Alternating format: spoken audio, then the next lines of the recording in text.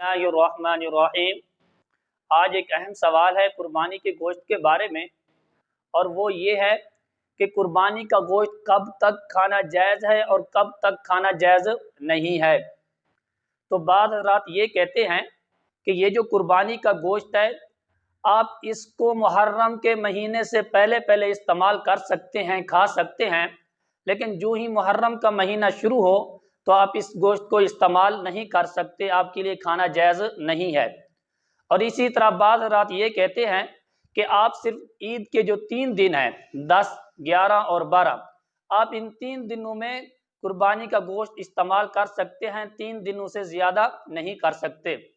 और बाद रात कहते हैं कि ज़िलहज्जा के महीने के अंदर अंदर आप कुर्बानी का गोश्त इस्तेमाल कर सकते हैं, ज़िलहज्जा के महीने से ऊपर आप इस्तेमाल नहीं कर सकते।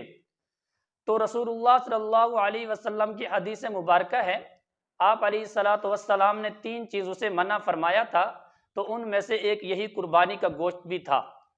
लेकिन बाद में रसूलुल्लाह सल्लल्लाहु अलैहि वसल्लम ने इजाज़त दे दी थी, रुख्सत दे दी थी कि आप कुर्बानी के गोश्त को जब तक चाहे इस्तेमाल कर सकते हैं।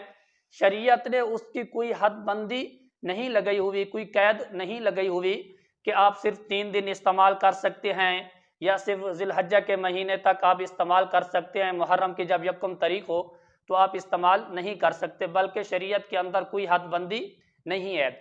आप जब तक चाहे कुर्बानी का गोश्त इस्तेमाल कर सकते हैं। मुहर्रम के महीने में भी कर सकते हैं इस्तेमाल, उस गोश्त को खा सकते हैं, और इसी तरह ज़िलहज्जा के महीने के अंदर भी आप खा सकते हैं। और आप गोश्त को फ्रीज़र भी कर सकते हैं, फ्रिज वगैरह के अंदर भी रख सकते हैं।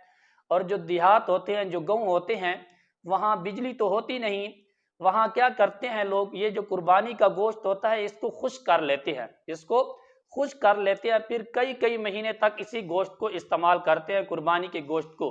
तो शरीयत ने कोई हद बंदी नहीं लगाई, कोई कैद नहीं लगाई कि आप सिर्फ 3 दिन इस्तेमाल करें, बल्कि आप जब तक चाहें इस गोश्त को इस्तेमाल कर सकते हैं। आप इसको स्टोर भी कर सकते हैं, फ्रीज़र भी कर सकते हैं, फ्रिज के अंदर भी रख सकते हैं, जब तक चाहे आप इस्तेमाल करते रहें कुर्बानी के गोश्त को। और मज़ीद हमारी इस्लामिक वीडियो को देखने के लिए हमारे चैनल को भी ज़रूर सब्सक्राइब करें।